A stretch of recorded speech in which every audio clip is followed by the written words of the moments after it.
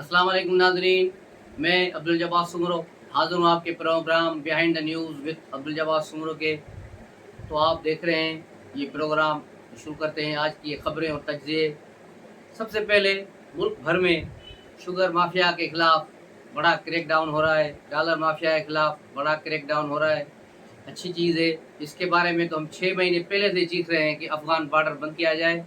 अफ़गानिस्तान को जो dollar smuggling हो रहे थे उसकी रोकथाम ज़रूर थी, लेकिन इसाकदार गवर्नमेंट ने कुछ नहीं किया, इस पर अमल ही नहीं किया, क्योंकि अमल कराने वाले कुछ और थे।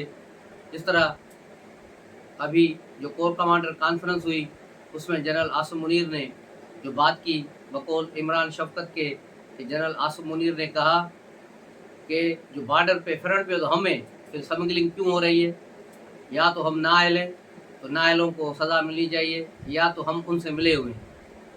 ये बड़ी बात थी, एक बड़ा जुमला था जिसने सबको तरतली में डाल दिया।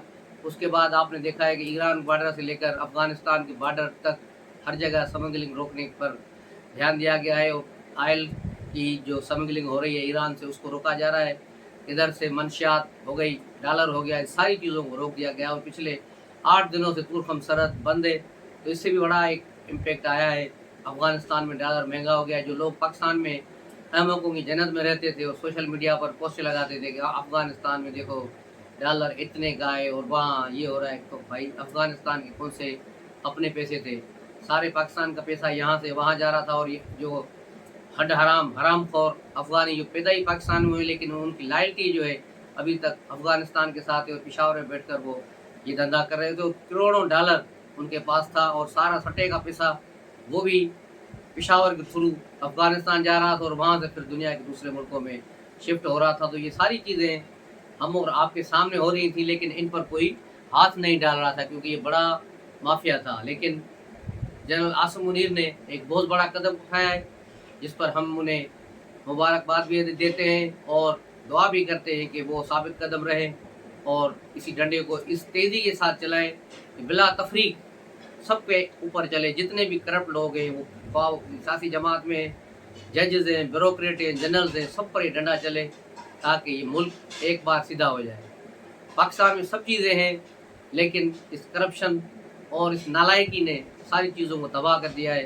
ख़ास तौर पे इमरानी दौर जो चला 4 साल, बाजवा एंड कंपनी ने 4 साल में जो पाकिस्तान का सत्यानाश किया।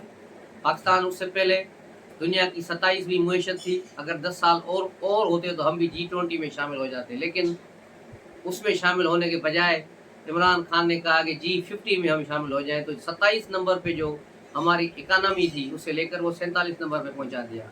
बहुत बड़ा कारनामा कर गया है भाई। 3 नंबर और कम होते तो हम G50 के मेंबर बन जाते। तो ये सारी सूरत हाल है। उसके अलावा पाकिस्तान पीपल्स पार्टी, उसके दौरे पर भी बात करेंगे, लेकिन पहले शुगर पर बात करेंगे कि शुगर की जो टामकटुइयाँ हो रही हैं, मुख्तलिफ जगहों पर छापे मारे जा रहे हैं, का 100 बोरियाँ, का 10,000 बोरियाँ, 15,000 बोरियाँ, और बड़ी नारे लगाए जा रहे हैं, और पूरी मीडिया पर एक मुहिम चली हुई है जो मैं समझता हूँ बेसूद और बेफ़ायदा है। उसकी वजह से भी कोई कमी नहीं आई शुगर में। शुगर में खुद हुकूमत पंजाब ने शुगर मिलों से 140 रुपये के हिसाब से सौदा किया है परचेज़ के लिए, कि वो सस्ते बाज़ारों में वो और जो है पंजाब के आवाम को वो शुगर देंगे।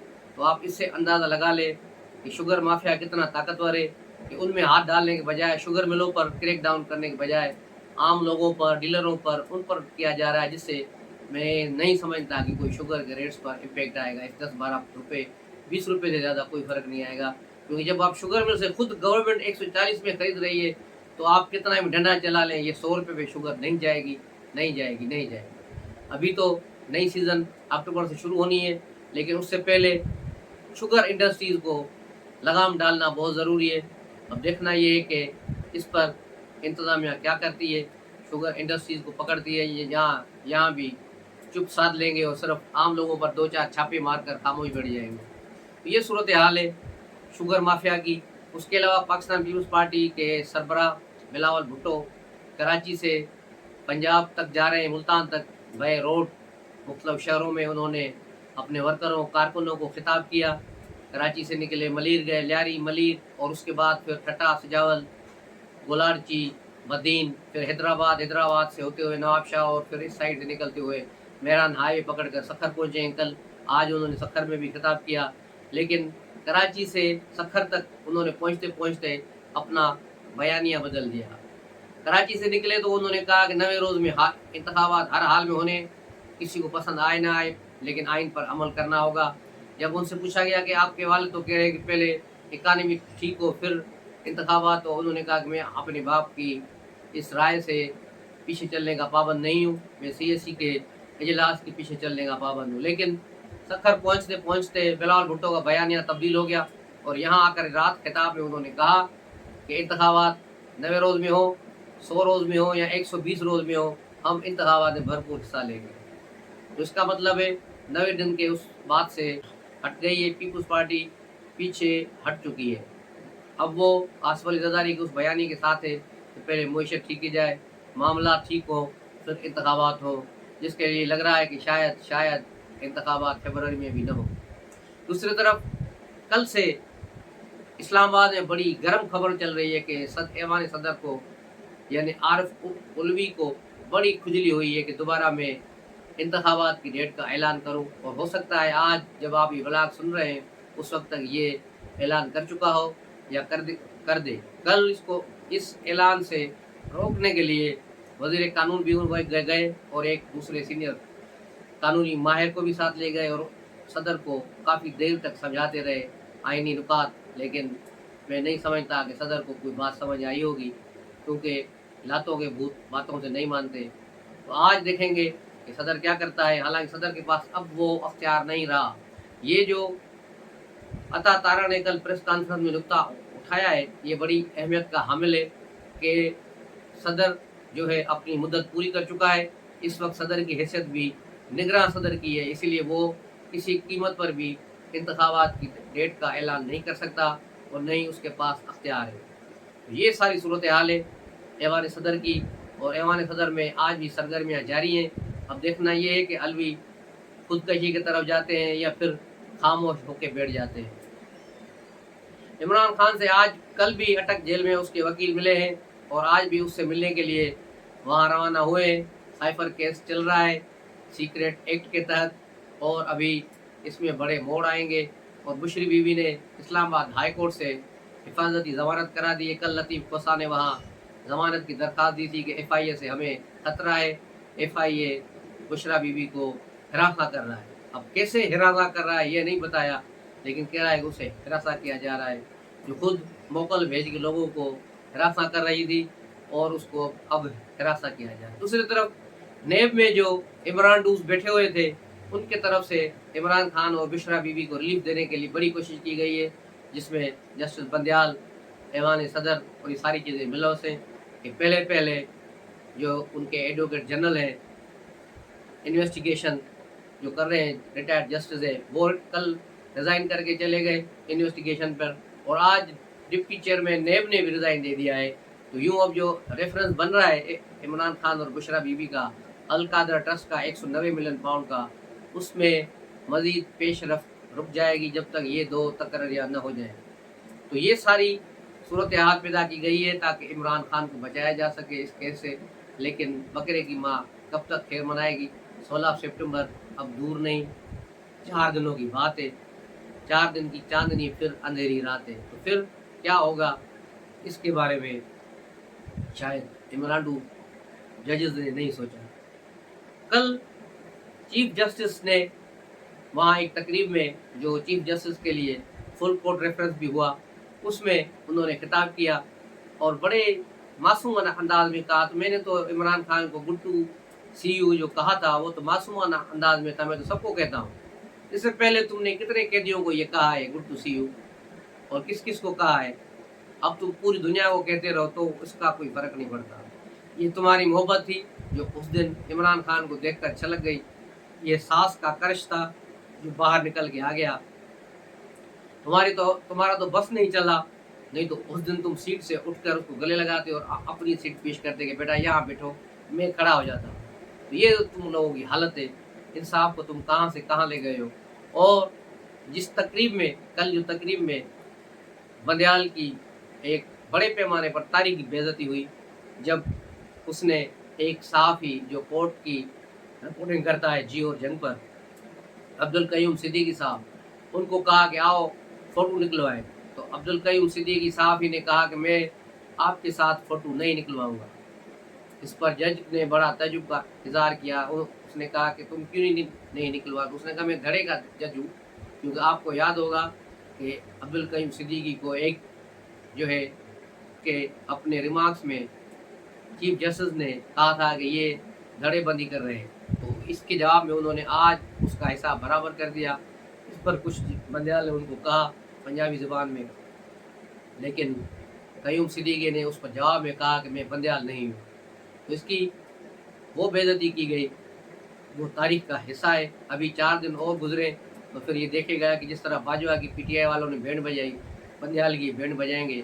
उन्होंने पोली पोली सुरों में काम तो शुरू कर दिया है कि बंदयाल ने बुजली की, बंदयाल ने ये किया, ये काम तो शुरू हो गया है, लेकिन इसकी जो माँ बहन एक करेंगे वो 16 तारीख के बाद शुरू होगी, क्योंकि ये इमरान खान को चाहते हुए भी कोई रिलीफ नहीं दे सकता।